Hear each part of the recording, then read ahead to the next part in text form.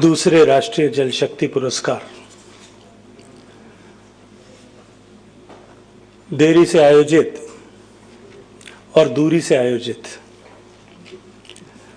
Covid की corona की इस आपदा के कारण से बनी हुई परिस्थितियों के चलते जो कार्यक्रम विश्व जल दिवस पर संपन्न होने वाला था उसे आज हम इतने दिन बाद आयोजित कर रहे हैं, इसलिए मैंने कहा देरी से आयोजित।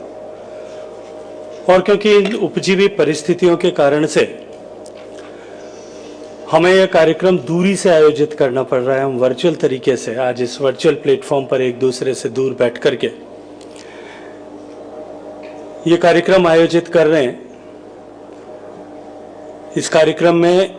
मंच पर आसीन मंत्रिमंडल में मेरे साथी राज्य मंत्री आदरणीय रतनलाल कटारिया साहब, मंच पर आसीन जल और पर्यावरण के क्षेत्र में काम करने के लिए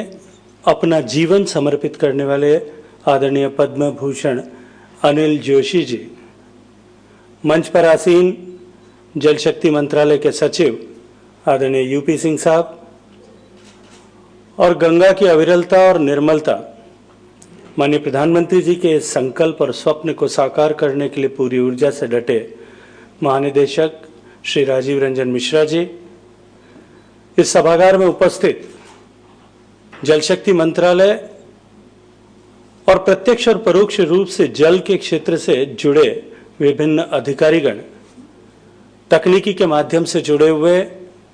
विभिन्न राज्य सरकारों के प्रतिनिधिगण, जल के क्षेत्र में काम करने वाले, जल संरक्षण के क्षेत्र में काम करने वाले,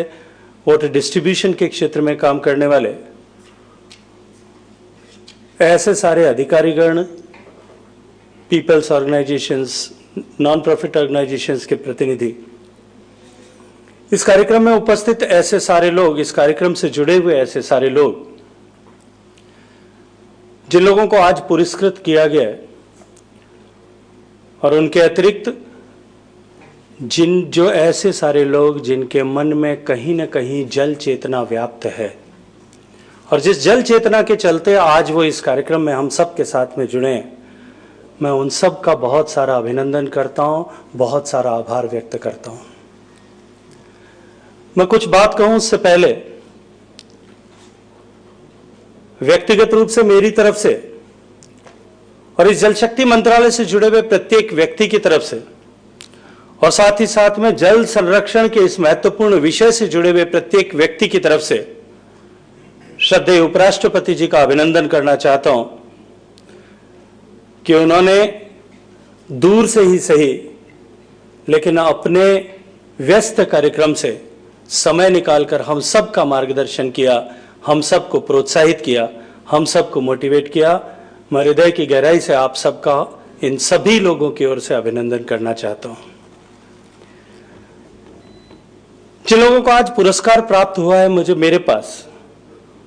उन लोगों का अभिनंदन करने के अनेक कारण हैं।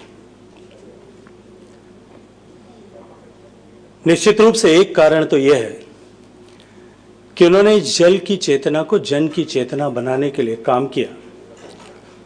And they led with an example, खुद अपने जीवन से प्रेरणा देकर, केवल बात नहीं अपने कर्म से प्रेरणा देकर के जो सत्य है उसको चरितार्थ करके दिखाया, उसको फलीभूत करके दिखाया और इस बात को समाज के सामने, देश के सामने प्रस्तुत किया कि हम कर सकते हैं यदि प्रयास करें तो।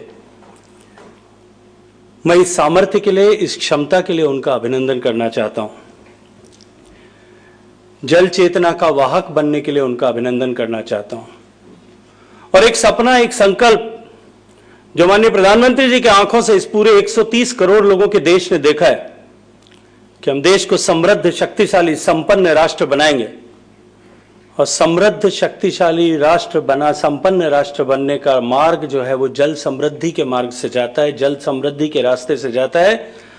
और आप सभी लोग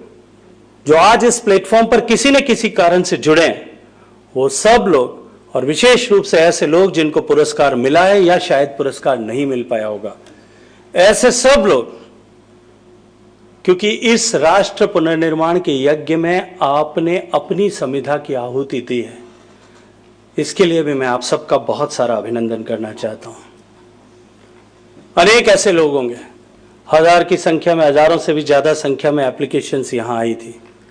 और शायद बहुत सारे ऐसे लोग समाज में होंगे जिन लोगों ने एप्लीकेशन देना भी शायद आवश्यक नहीं समझा होगा, अप्लाई करना भी आवश्यक नहीं समझा होगा, लेकिन वे जल संरक्षण की दिशा में निश्चित रूप से कहीं ना कहीं प्रभावी काम कर रहे होंगे। ऐसे सारे लोग जो आज पुरस्कार प्राप्त करने वालों की सूची में अप्लाई करके नहीं आ पाए, या जिन लोगों ने अप्लाई करने की भी आवश्यकता नहीं समझी, मैं उन सब का भी बहुत सारा अभिनंदन करना चाहता हूं, उन सब का आभार व्यक्त करना चाहता हूं, क्योंकि उनका योगदान भी किसी भी तरह से कमतर नहीं आंका जा सकता, उनके योगदान को भी हम कम नहीं आंक सकते। और ऐसा इसलिए कि पंचतंत्र की एक कथा बचपन में आप सबने पढ़ी होगी कि जंगल में आग लगी थी, और जंगल की आग से घबरा करके बहुत सारे पशु पक्षी, जंगल में रहने वाले आदिवासी कबीले के लोग, सब लोग भाग रहे थे। कुछ लोग शायद प्रयास भी कर रहे थे कि किसी तरह से जंगल की आग बुझे। एक छोटी सी चिड़िया पेयजल के स्रोत, जहां से वो पीने का पानी रोज लेती थी, अपनी चोंच में 2 बूंद पानी भर के जा रही थी और जलते हुए पेड़ के ऊपर पानी डाल रही थी। आग की तपिश से उसके पंख झुलस रहे थे। किसी सयाने ने पूछा कि तुम क्यों कर रही हो, इससे क्या होने वाला है? तो उसने कहा कि जब इस जंगल के जलने का इतिहास लिखा जाएगा तो मैं उन भागने वालों की या तमाशाबीनों की भीड़ में नहीं होंगी, मैं उस नाम से रजिस्टर की जाऊंगी कि मैंने जंगल की आग को बुझाने का प्रयास किया था। और आप सब लोगों के अभिनंदन का मेरे पास सबसे बड़ा कारण यह है कि आज जब सारी दुनिया जल के विषय में, जल संरक्षण के विषय में, जल की कमी की चिंता व्यक्त कर रही है, चर्चा कर रही है, लेकिन आप सब लोगों ने उस चिड़िया की तरह अपने आप को उस भीड़ से अलग प्रस्तुत करके और उस आग बुझाने वालों की सूची में इस समस्या के समाधान का हिस्सा बनने का प्रयास किया। इसके लिए भी मैं आप सबका अभिनंदन करना चाहता हूं। आज हम पुरस्कार वितरण समारोह में हम सब लोग सम्मिलित हैं। पुरस्कार किसके लिए? यदि पुरस्कार किसके लिए दिया जाए, इसकी समीक्षा की जाए तो सबसे पहला है कि पुरस्कार हम पहचान के लिए दे रहे हैं, कि जिन्होंने समाज में इस तरह का काम किया। आदरणीय अनिल जोशी साहब बैठे, इन्होंने अपना जीवन इसके लिए समर्पित किया। मैं अनेक लोगों के नाम इस श्रृंखला में गिना सकता हूं जिन्होंने जिनकी पहचान इससे बनी है कि उन्होंने इस प्रकृति और पर्यावरण और विशेष रूप से जल के संरक्षण के लिए काम किया। ऐसे सब लोगों की पहचान देश के सामने बने, समाज के सामने बने, इसके लिए हम पुरस्कार वितरण समारोह आयोजित कर रहे हैं। माननीय प्रधानमंत्री जी का जब इस पुरस्कार वितरण समारोह का आगाज किया गया था तब स्पष्ट मार्गदर्शन था, और उन्होंने कहा था कि ये पुरस्कार क्यों? ये पुरस्कार पहचान के लिए, ये पुरस्कार प्रोत्साहन के लिए, एनकरेजमेंट के लिए, कि ऐसे लोग जिन्होंने काम किया, अभी हम सब सुन रहे थे, जिन पुरस्कार विजेताओं से चर्चा के मन की बात सुन रहे थे, उन्होंने कहा कि निश्चित रूप से इस पुरस्कार से हमें एनकरेजमेंट मिला, हम और काम करेंगे, और ताकत बढ़ेगी हमारी। पुरस्कार प्रोत्साहन के लिए और उसके साथ साथ में पुरस्कार प्रेरणा के लिए, कि जो लोग समाज में शायद सोए पड़े हैं, जिनके मन में चर्चा, तो जिनके मन में विचार तो है, जो चर्चा तो करते हैं लेकिन शायद एक कदम आगे बढ़ाने में झिझक रहे हैं, वो प्रेरणा लें, इंस्पिरेशन लें, और इंस्पिरेशन लेकर के कि हम भी कर सकते हैं, जब वो कर रहे हैं तब मैं भी कर सकता हूं, इस तरह का भाव उनके मन में आए, चाहे वो सरकार हो, चाहे समाज हो, चाहे एनजीओ हो, चाहे व्यक्ति हो, चाहे इंस्टीट्यूशंस हो। इस इंस्पिरेशन को जगाने के लिए ये पुरस्कार, और सबसे बड़ी बात, पुरस्कार परिमार्जन के लिए, फॉर रिफाइनमेंट, जो कुछ हम कर रहे हैं उसको हम और बेहतर कैसे कर सकते हैं, ये विचार हम सबके मन में आए। इस दृष्टिकोण से ये पुरस्कार वितरण समारोह माननीय प्रधानमंत्री जी के आशीर्वाद से, उनके मार्गदर्शन में हम आयोजित कर रहे हैं। और मैं मानता हूं और विश्वास के साथ में कह सकता हूं कि चाहे हम दूरी से ही कर पा रहे होंगे, लेकिन निश्चित रूप से जो भाव माननीय प्रधानमंत्री जी का इस पुरस्कार वितरण समारोह के पीछे था, उस भाव को हम कहीं न कहीं चरितार्थ अवश्य में भी कर पाए होंगे। 2014 में जब देश की जनता ने माननीय नरेंद्र मोदी जी को देश की सत्ता की पर आसीन किया, तमाम आशंकाओं को विफल करते हुए, निर्मूल करते हुए जब उनको सत्ता के सिंहासन पर बिठाया, उन्होंने पद पर आसीन होने से पहले इस बात का संकल्प देश के सामने व्यक्त किया था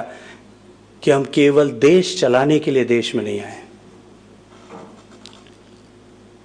उन्होंने कहा था कि देश की जनता ने केवल हमें देश चलाने के लिए इस कुर्सी को, इस सत्ता को नहीं सौंपा है, हम देश में परिवर्तन ला सकें और हम रिफॉर्मेटिव गवर्नमेंट की तरह काम करेंगे। हम बड़े फैसले लेंगे, हम कड़े फैसले लेंगे, लेकिन लक्ष्य सुनिश्चित है और लक्ष्य है कि उस लक्ष्य की साधना, लक्ष्य को प्राप्त करने के लिए अनवरत साधना करेंगे, और वो है संपन्न, शक्तिशाली, समृद्ध राष्ट्र, यानी एक नए भारत का निर्माण। और जैसा मैंने पहले कहा कि नए भारत के निर्माण का मार्ग यदि किसी रास्ते से जाता है तो वो जल समृद्धि के मार्ग से जाता है, क्योंकि जल जीवन का आधार है। जल केवल जीवन का, प्राण का तत्व नहीं है। जो हमारे यहाँ कहते हैं कि क्षिति जल पावक गगन समीरा, हम केवल प्राण का आधार नहीं है, वो जीवन का आधार नहीं है, वो विकास का आधार भी है। और जल समृद्धि के बिना किसी देश में, किसी समाज में विकास की कल्पना नहीं की जा सकती, किसी विकास के स्थायित्व की कल्पना नहीं की जा सकती। और माननीय प्रधानमंत्री जी ने जब 2014 में सरकार संभाली, तब से लेकर के साधारण मानवी के जीवन में परिवर्तन लाने के लिए छोटे छोटे फैसले, लेकिन उन फैसलों का सुदीर्घ विस्तार, चाहे शौचालय निर्माण की चर्चा हो, केवल एक शौचालय के निर्माण, एक छोटा सा विषय, शायद मुझे लगता है कि कोई कल्पना भी नहीं करता होगा या कर सकता होगा कि लाल किले के प्राचीर पर खड़ा होकर देश का प्रधानमंत्री यह कहेगा कि देश में हमें संपूर्ण स्वच्छता की ओर जाना है, देश में शौचालय का निर्माण करेंगे। छोटे छोटे फैसले, लेकिन फैसले जो भी किए उसका सुदीर्घ विस्तार के अंतिम व्यक्ति तक, जो उसका आकांक्षी है, जो इसको उसका लाभ मिलना चाहिए, जो अधिकारी है, उस तक उस फैसले का लाभ पहुंचे और 100% की लक्ष्य को, 100% के कवरेज के लक्ष्य को लेकर के हम काम करें। ईज ऑफ लिविंग के लक्ष्य के साथ में, चाहे बैंक का खाता खोलना होगा, चाहे उज्ज्वला के माध्यम से गैस का चूल्हा देना होगा, चाहे शौचालय की सुविधा देनी होगी, गरीब आदमी को जो है आवास, जिसके पास नहीं है उसको आवास देना होगा, जिन लोगों को रोजगार करने के आपके लिए कुछ संसाधनों की आवश्यकता है, उनको सहयोग की, उनके हैंड होल्डिंग के लिए काम करने की आवश्यकता होगी, कैपेसिटी बिल्डिंग की आवश्यकता होगी, गांव में सड़क इंफ्रास्ट्रक्चर बनाने की आवश्यकता होगी, इन सारे विषयों पर काम। लेकिन अंततः लक्ष्य एक, ईज ऑफ लिविंग, और उसके माध्यम से एक नए भारत का निर्माण। 2019 में देश की जनता ने जब उन्हें पुनः प्रधानमंत्री के पद पर आसीन किया, तो जो पिछली सरकार के समय में, पिछले कालखंड में जिस तरह से उन्होंने जल की दिशा में जो काम किए थे, चाहे प्रधानमंत्री कृषि सिंचाई योजना के माध्यम से अधूरी पड़ी परियोजनाओं को पूरा करने की बात हो, या पर ड्रॉप मोर क्रॉप से एक एक बूंद पानी का समुचित उपयोग किस तरह से हो सकता है और उसका प्रोडक्टिविटी इंक्रीज किस तरह से की जा सकती है, इसके बारे में एक चेतना के जागरण और हैंड होल्डिंग की बात हो, या हम हर खेत को पानी दे करके किस तरह से अपने किसान के जीवन में परिवर्तन ला सकते हैं और नेशनल प्रोडक्टिविटी को इंक्रीज कर सकते हैं, उसके बारे में विचार करने का प्रश्न हो। यह सब कुछ करने के बाद में भी उन्होंने जल के विषय की महत्ता को समझा और 2019 में सरकार बनने से पहले ही अपना यह मंतव्य स्पष्ट कर दिया था कि अब की बार सरकार में आने के बाद में जल के विषय की महत्ता को समझते हुए हम जल का विषय जो विभिन्न मंत्रालयों में, अलग अलग विभागों में ऐसा विचार किया जाता है, उसको इंटीग्रेट करके एक जल शक्ति मंत्रालय बनाएंगे। केवल मंत्रालय बनाने तक नहीं, मन की बात के माध्यम से जहां वो राष्ट्र के साथ में अपने आप को कनेक्ट करते हैं। पहले मन की बात कार्यक्रम में जिस तरह से उन्होंने जल के विषय के महत्व पर विस्तार से बातचीत की, और न केवल उस समय और उसके बाद में हर उपलब्ध अवसर के समय, हर मिले हुए अवसर पर उनका उपयोग करते हुए उन्होंने देश को कनेक्ट करने के लिए काम किया। देश में जन जागरण, क्योंकि उनकी स्पष्ट सोच है कि कोई भी ऐसा बड़ा काम तब तक सफल नहीं हो सकता जब तक कि वो जनता का मूवमेंट नहीं बने, जन जन की चर्चा न बने, जल की चर्चा, जन जन की चर्चा न बने, तब तक वो सफल नहीं हो सकता। और उसके बाद विभिन्न कार्यक्रम, चाहे अटल भूजल योजना का काम हो, या उसके बाद जिस तरह के जो है उन्होंने जल शक्ति अभियान जिसकी चर्चा अभी आदरणीय उपराष्ट्रपति जी ने भी की, कि देश के ऐसे 256 जिले जो जहां जल भूजल सिमट रहा है, जहां स्रोत सिमट रहे हैं, जहां संकट सामने खड़ा दिखाई दे रहा है, ऐसे जिलों में एक जन चेतना व्याप्त करने के लिए अभियान के रूप में काम करें। चाहे गांव में बैठे हुए जनप्रतिनिधि को एक प्रेरणास्पद पत्र लिख करके, कल्पना कीजिए गांव के एक सरपंच के पास में उसकी खुद की भाषा में प्रधानमंत्री का लिखा हुआ पत्र जाता है, और ऐसे 2.5 लाख गांव में पत्र जाता है, और पत्र को पढ़ करके गांव में प्रधानमंत्री उनसे सीधे प्रत्यक्ष आह्वान करता है कि आप जिस तरह से अपने गांव के विकास के लिए सभा करते हैं, एक सभा जो है केवल अपने क्षेत्र में, अपने गांव में, अपने कर्म क्षेत्र में पानी को हम किस तरह से जल समृद्ध कैसे बना सकते हैं, पानी कैसे बचा सकते हैं, पानी का प्रबंधन कैसे कर सकते हैं, इसके ऊपर हम सब बैठ करके चर्चा करें। और लगभग 1.5 लाख से ज्यादा गांव में इस तरह की चर्चा हो, जो एक स्पंदन पैदा हो। निश्चित रूप से माननीय प्रधानमंत्री जी ने जिस तरह से जल की चर्चा की बार बार, जिस तरह से इस विषय को बार बार लोगों के बीच में लेकर के गए, इस विषय की महत्ता को समझाया, जल की चर्चा भी जन जन की चर्चा बनी। मैंने पहले भी किसी एक कार्यक्रम में उदाहरण दिया था, हवाई जहाज में आ रहा था मुंबई से दिल्ली, हवाई जहाज में महिला, एक साथ में सहयात्री एक महिला और उनकी छोटी सी बच्ची बैठी थी। 3 से जो इंडिगो की फ्लाइट में 3 सीट में एक वो बैठी थी, बच्ची, छोटी बच्ची बीच में बैठी थी। उनकी माताजी शायद मोबाइल पर कुछ पढ़ रही थी या कुछ वीडियो गेम खेल रही थी। एयर होस्टेस ने पानी के ग्लास ला करके दिया, हम सब ने एक एक ग्लास पानी का लिया। मैंने अपना पूरा ग्लास पी करके, ग्लास को क्रश करके अपने हाथ में पकड़ के रखा कि जब वो आएंगी वापस लौटेंगे उनको ट्रैश में उसमें डाल दूंगा। उस बच्ची ने भी आधे से ज्यादा पानी पी करके अपना ग्लास हाथ में पकड़ रखा था। माताजी ने एक घूंट पानी पी करके ग्लास टेबल पर रख दिया था। जब एयर होस्टेस आई, उस बच्ची ने मुझसे भी अपना ग्लास मांगा कि आप अपना ग्लास दे दीजिए, मैं डाल दूंगा। मुश्किल से बमुश्किल 6-7 साल की बच्ची होगी। अपने ग्लास का पानी पूरा पिया, अपना ग्लास और मेरा ग्लास उठा करके ट्रैश में उस डाला। उनकी माताजी उस मोबाइल में देखते हुए एक घूंट पिए हुए पानी के ग्लास को उठा करके जब ट्रैश में डालने के लिए उठते थे, उसने हाथ पकड़ा, mama you can not waste water, PM ने कहा है पानी वेस्ट नहीं कर सकते। ये भाव इस तरह से कनेक्ट करके देश के आने वाली पीढ़ी को इस तरह से जागृत करना, ये प्रधानमंत्री जी ने निश्चित रूप से जो है इस दिशा में सफलता प्राप्त की है। मित्रों, आज पानी का विषय वैश्विक चिंता का विषय है,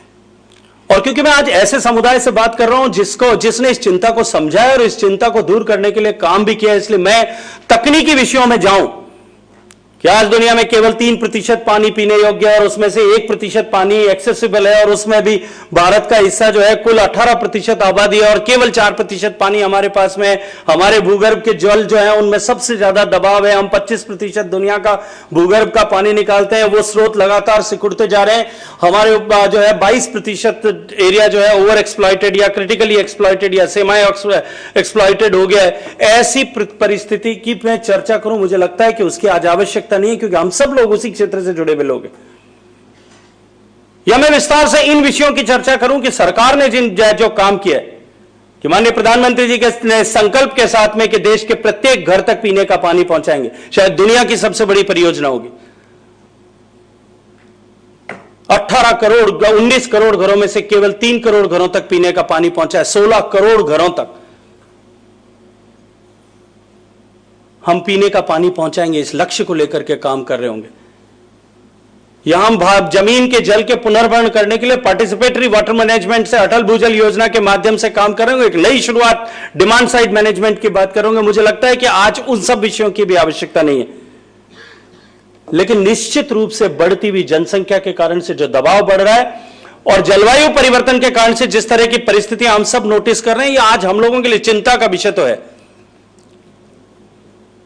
और जब कोई इस तरह की चिंता का विषय होता है, उस चिंता को दूर करने के लिए जन चेतना के जागरण का काम करना सबसे इंपॉर्टेंट होता है। और किसी समाज को में इस तरह की चेतना का जागरण करने का दायित्व किसका है? ड्राइवर्स ऑफ द सोसाइटी कौन है? ड्राइवर्स ऑफ द सोसाइटी की अगर हम चर्चा करें तो पहला होता है सरकार काम करे। सरकार सबसे पहले कि इसके आगे बढ़कर के लोगों को इस बारे में जागृत करे। सरकार के बाद में पीपल्स रिप्रेजेंटेटिव, कि जो लोगों के चुने हुए जनप्रतिनिधि हैं, उनका दायित्व है कि वो इस दिशा में काम करें। चुने हुए जनप्रतिनिधियों के बाद में जो सेलिब्रिटीज हैं, चाहे फिल्म स्टार्स होंगे, स्पोर्ट्स की सेलिब्रिटीज होंगी, सोप ओपेरा के जो है वो आर्टिस्ट होंगे, ऐसे नोन फिगर्स होंगे, ऐसी सारी सेलिब्रिटीज जिनको देख करके लोग फॉलो करते हैं। और उनके बाद में जो रिलीजियस सोशल लीडर्स हैं, आदरणीय जोशी जी जैसे व्यक्तित्व हैं, सदगुरु जग्गी वासुदेव से लेकर के रविशंकर जी से लेकर के अनेक लोगों की श्रृंखला जो इस दिशा में काम कर रही है, ऐसे सोशल रिलीजियस लीडर्स जो हैं, जो समाज में जिनको उनके आचरण और व्यवहार को लोग फॉलो करते हैं, ऐसे सारे लोग, उनके कहे हुए शब्दों पर लोग पीछे चल करके और काम करने के लिए उद्धृत होते हैं, ऐसे सारे लोग, media houses, print media, electronic media, education institutes, और उनके बाद में जुडिशरी अपने आप में एक बहुत बड़ा रोल आजकल प्ले करती है। और उससे आगे अगर मैं जाऊं तो समाज के ड्राइवर्स की श्रृंखला में हमारी ब्यूरोक्रेसी, अभी हम देख रहे थे जितने जो इनाम दिए गए, शायद हो सकता है कोई क्रिटिक ये कह सकता हो कि यूपी सिंह जी ने सारे कलेक्टर्स को इनाम दे दिया, लेकिन जिले में काम करने में कलेक्टर की पीवट है, वही जिले के सारी एक्टिविटीज को ड्राइव करता है, वही सारी एक्टिविटीज को जो है आगे बढ़ाने के लिए काम करता है। और उन सबसे भी बड़ी जिम्मेदारी है हमारे यंग पेरेंट्स की, जिनके घर में छोटे छोटे बच्चे हैं, वो समाज में चेतना का जागरण करते हैं। अनिल जोशी साहब की उम्र में शायद घर में संयुक्त परिवार होते थे, और उन संयुक्त परिवारों में हम सब भी जितने लोग यहां बैठे हैं, शायद हम सब के बचपन में संयुक्त परिवार होते थे, और इस तरह की चेतना जागरण करने की जिम्मेदारी जो है हमारे ग्रैंड पेरेंट्स पे हुआ करती थी, दादी पे, दादा पे, नाना नानी पर। वो हमको बताते थे कि हमारा प्रकृति के साथ में क्या साहचर्य हो, किस तरह का संबंध हो, किस तरह से हम व्यवहार करें, किस तरह से हम काम करें। लेकिन बदलते हुए समय ने हमें शायद इन सब व्यवस्थाओं से दूर कर दिया, परिवार एकल हो गए, इसलिए जिम्मेदारी परिवार में यंग पेरेंट्स की है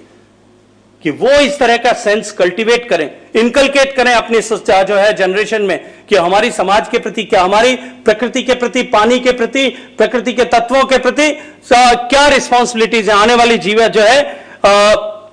पीढ़ियों के प्रति हमारी क्या रिस्पॉन्सिबिलिटीज है, ये हम इनकलकेट कर पाए। ये रिस्पॉन्सिबिलिटी समाज के ड्राइवर्स की है। और आज जब इस पुरस्कार की श्रृंखला को हम देखें, आज कुछ पुरस्कार दिए गए, कुछ कल दिए जाने वाले, इस श्रृंखला को अगर हम देखें तो इस श्रृंखला में हम पाएंगे कि शायद एकाध ही कोई ऐसा ड्राइवर जिसके बारे में मैंने चर्चा की है वो शायद कहीं मिसिंग होगा, लेकिन बाकी सब लोगों को एक साथ पिरो करके एक साथ खड़े करने का काम जो है माननीय प्रधानमंत्री जी के मार्गदर्शन से हुआ है। और जल शक्ति मंत्रालय माननीय प्रधानमंत्री जी का इसके लिए अभिनंदन करना चाहता है कि उन्होंने समाज में इस चेतना को व्याप्त करने और समाज के ऐसे सारे ड्राइवर्स को एक साथ, एक सूत्र में, एक माला में पिरो करके खड़ा करने में जो है वो सफलता प्राप्त की। और निश्चित रूप से उनका यह कदम देश को जल समृद्ध बनाने की दिशा में एक मील का पत्थर साबित होगा। मैं अभिनंदन करना चाहता हूं इसके लिए माननीय प्रधानमंत्री जी का, उनका धन्यवाद प्राप्त करना, उनका धन्यवाद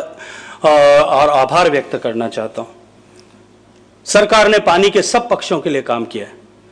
किस तरह से हम हर घर तक पीने का पानी पहुंचा सकें, हर खेत को पानी पहुंचा सकते हैं, हर जमीन के कुएं में पानी वापस किस तरह से आए, इन सब के लिए चिंता और चिंतन कर किया है, उन सब के लिए योजनाएं बना करके काम किया है। और लेकिन इन सब के बाद में भी जब तक हम सब मिलकर के काम नहीं करेंगे, हम सब के सम्मिलित प्रयास नहीं होंगे, हम सब के इंटीग्रेटेड एफर्ट, समेकित प्रयास नहीं होंगे, हम सब के समुचित प्रयास नहीं होंगे, तब तक हम सफलता प्राप्त नहीं कर सकते।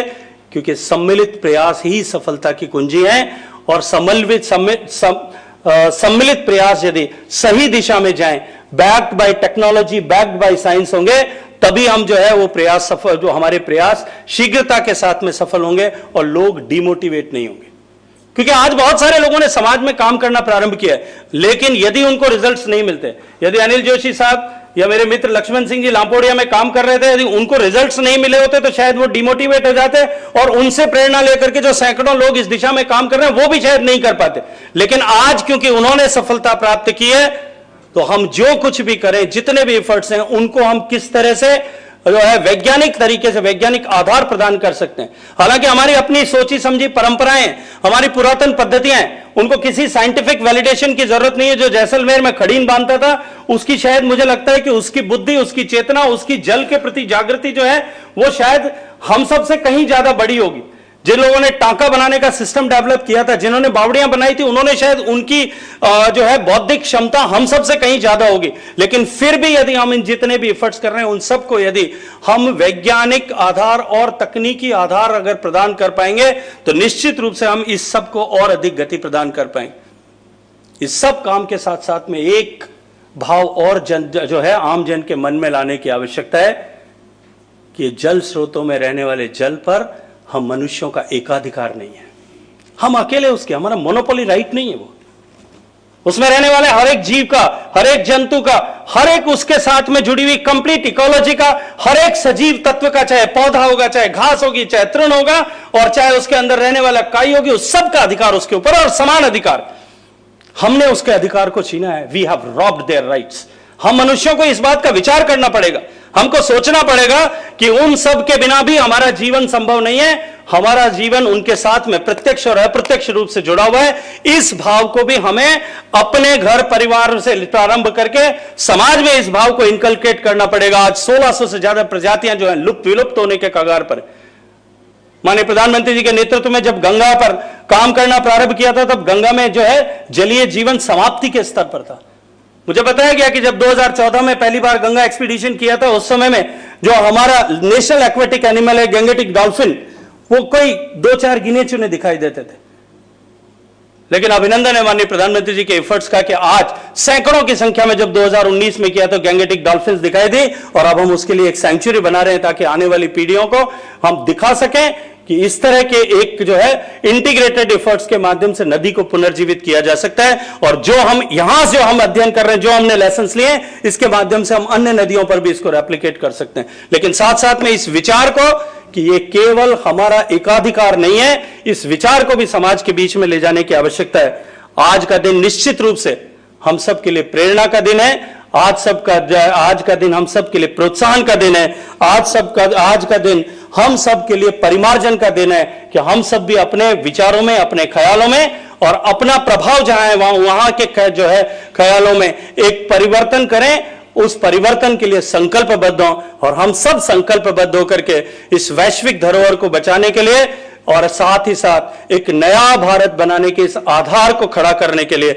इस जल समृद्धि के लिए हम सब लोग और ज्यादा ताकत के साथ में, ऊर्जा के साथ में, कमिटमेंट के साथ में एफर्ट्स करेंगे। ऐसी शुभकामनाओं और अपेक्षाओं के साथ में जिन लोगों को पुरस्कार मिला है उन सब लोगों का एक बार फिर अभिनंदन। जिन लोगों ने को पुरस्कार नहीं मिल पाया उन सब का भी अभिनंदन। जिन लोगों ने नई इस सूची में अपना नाम लिखाना भी उपयोगी नहीं समझा, उन सब लोगों का अभी अभिनंदन जो नींव की ईंट की तरह इस तरह का काम करना चाहते हैं। और जिन लोगों ने ऐसे सारे लोगों में से इकट्ठा चुन करके इन प्रतिभागियों को चुना, ऐसी सारी टीम जिन लोगों ने मिलकर के इन अवार्डीज का सिलेक्शन किया, उन सब का भी अभिनंदन। आप सब लोग जितने लोग आज इस कार्यक्रम से जुड़े हैं उन सब का बहुत सारा अभिनंदन। जय हिंद।